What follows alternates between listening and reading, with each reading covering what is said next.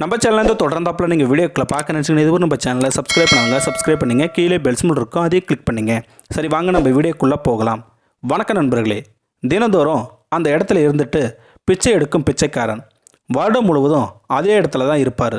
அவருக்கு நிறைய பேர் சாப்பாடு, தண்ணீர், காசு இதெல்லாம் கொடுத்துட்டு போவாங்க. ஆனால் இவர் சாதாரண பிச்சைக்காரன் நினச்சி தான் எல்லோரும் பிச்சை போட்டாங்க. ஆனால் இவர் யாருன்னு தெரிஞ்சதுமே அங்கே இருந்த எல்லோருமே அவருக்கு சல்யூட் அடித்தாங்க. ஆமாம் ஃப்ரெண்ட்ஸ், இது ஒரு உண்மை சம்பவம் தான். வீடியோக்குள்ளே போகணும்னு நீங்கள் நினச்சிங்கன்னா அதுக்கு முன்னாடி நம்ம வீடியோவை லைக் பண்ணுறதை மட்டும் மறந்துடாதீங்க. சரி வாங்க நம்ம வீடியோக்குள்ளே போகலாம். மத்திய பிரதேசம் குவாரிலாவில் ஸ்வர்க சதான் என்கிற ஒரு ஆசிரமம் இருக்குது. அங்கே தான் மணிஷ் நிஸ்மாவும் இருக்கார். அவர் பார்க்குறதுக்கு நிறைய காவல்துறை அதிகாரிகளும் வந்துட்டு போயிட்டுருக்காங்க.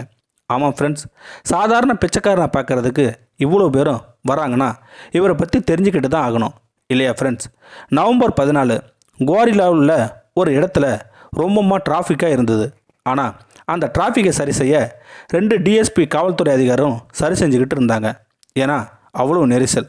அதை சரி செஞ்சுக்கிட்டு இருந்தாங்க அந்த அதிகாரிகள். இரவு 12 மணி இருக்கும். அந்த நேரத்துலையும் தன்னுடைய கடமையை சரியாக பண்ணிக்கிட்டு இருந்தாங்க அந்த காவல்துறை அதிகாரிகள். அந்த நேரத்தில் தான் ஒரு பிச்சைக்காரன் குளிரில் நடுங்கிட்டு இருந்தார். ஏன்னா அந்த இரவில் கூட தனியாக கிழிஞ்ச துணியுடன் கூனி குறுகிட்டு இருந்தார் அந்த பிச்சைக்காரன். உடனே அந்த 2 டிஎஸ்பி காவல்துறை அதிகாரிகளும் அவர்கிட்ட போகிறாங்க. அவர் நடுங்கிட்டு இருந்ததை பார்த்த அந்த அதிகாரிகள் உடனே ஒருத்தர் தான் போட்டிருந்த காலணியான ஷூவை கழட்டி கொடுத்தாரு. இன்னொருவர் தான் அணிந்திருந்த கோர்ட்டையும் கழட்டி கொடுத்தாரு அந்த பிச்சைக்காரங்கிட்ட. இதை மாட்டிக்க குளிர் இருக்காதுன்னு சொல்கிறாங்க அந்த அதிகாரிகள். அதை வாங்கிய பிச்சைக்காரன் அவரையே உத்து பார்க்குறாரு. ஆனால் அந்த காவல்துறை அதிகாரிகள் அதை கொடுத்துட்டு அங்கேருந்து போகிறாங்க அந்த அதிகாரிகள். இதை பார்த்த அந்த பிச்சைக்காரன் அந்த 2 டிஎஸ்பி காவல்துறை அதிகாரிகளை பேரை விட்டு கூப்பிட்றாரு. இதை கேட்ட அந்த அதிகாரிகள் ஷாக் ஆகி நிற்கிறாங்க.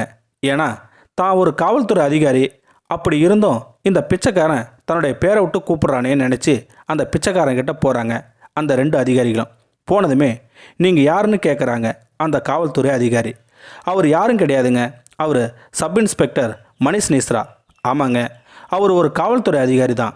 அவங்களுடைய பேச்சில் தான் ஒன்றா ஒர்க் பண்ணாங்க. இதை கேட்டதுமே ஷாக் ஆகிடுறாங்க அந்த 2 அதிகாரிகளும். 10 வருஷமாக இந்த இடத்துல தான் பிச்சைக்காரனாக இருக்கார். குவாரிலில் ஜான்சி ரோட்டில் தான் இருக்கிறதாவும் தெரிஞ்சுக்கிட்டாங்க அந்த 2 அதிகாரிகளும். பிச்சைக்காரனை தெரிஞ்ச அந்த மணிஷ் நிஸ்ரா மத்திய பிரதேசத்தில் உள்ள 1999 ஒரு பேஜில் தான் வேலை பார்த்தார். அது மட்டும் கிடையாது, அவர் ஒரு நல்ல ஒரு ஷூட்டரும் கூட. ஆமாங்க, அந்த அதிகாரிகள் ரக்னோ சிந்தாமோன், விஜய் பதோரியா இந்த 2 டிஎஸ்பி கண்ணில் இந்த மணிஷ் நிஸ்ரா தென்பட்டார். ஆமாங்க, அந்த குளிரில் நடுங்கிக்கிட்டே சாலை ஓரத்தில் இருந்தார் அந்த பிச்சைக்காரனான இந்த மணிஷ் நிஸ்ரா. இவர் நம்மளுடைய பழைய நண்பர்னு தெரிஞ்சதுமே கண்ணு கலங்கிட்டாங்க அந்த 2 டிஎஸ்பி அதிகாரிகளும். ஏன்னா தன்னுடைய நண்பன் இந்த சூழ்நிலை இருக்கிறாருன்னு நினச்சி வருத்தப்பட்டாங்க. ஆனால் மணிஷ் நிஸ்ராவுக்கு என்ன நடந்ததுன்னா மனநோயால் பாதிக்கப்பட்டதுனால தான் இப்படி இருக்காருன்னு சொன்னாங்க. முதல்ல அவரை அவங்க வீட்டில் வச்சு தான் பார்த்தாங்க. ஆனால் அவர் அங்கேருந்து ஓடி வந்துட்டாருன்னு சொன்னாங்க. தன்னுடைய நண்பர் இப்படி இருக்கிறத நினச்சி தன்னுடைய அந்த 2 டிஎஸ்பியும் அழைச்சிக்கிட்டு போனாங்க. ஆனால் அவர் வரலன்னு சொல்லிட்டாராம். ஆனால் இவங்க இருவரும் பக்கத்தில் இருக்கிற ஸ்வர்க சதா ஆசிரமத்தில் சேர்த்து விடுங்கன்னு தன்னுடைய காவல் அதிகாரிக்கு ஆணையிட்டாங்க.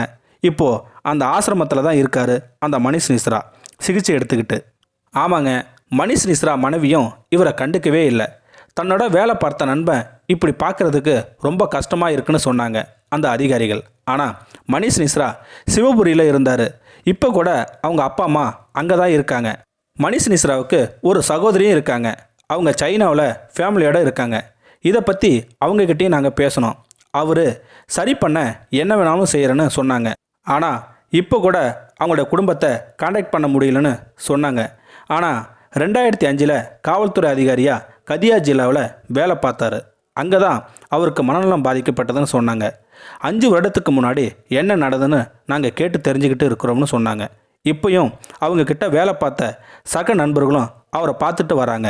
அவங்களும் சொன்னாங்க, நாங்களும் அவரை பழைய நிலைமைக்கு வர்றதுக்கு என்ன ஹெல்ப் வேணும்னாலும் பண்ணுறோம்னு சொன்னாங்க.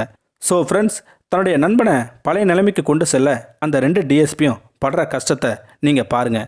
இந்த மாதிரி நண்பர்கள் கிடைக்கிறதுக்கு நம்ம கொடுத்து வச்சுருக்கணும். இந்த வீடியோ உங்களுக்கு பிடிச்சிருந்தா கமெண்ட் பாக்ஸில் கமெண்ட் பண்ணுங்கள். கூட உங்கள் ஃப்ரெண்ட்ஸுக்கு ஷேர் பண்ணுங்கள். இதுவரை நம்ம சேனலை சப்ஸ்கிரைப் பண்ணுங்க. கீழே பெல் சிம்பிள் இருக்கும், அதையும் கிளிக் பண்ணுங்கள். தேங்க்யூ ஃபார் வாட்சிங்.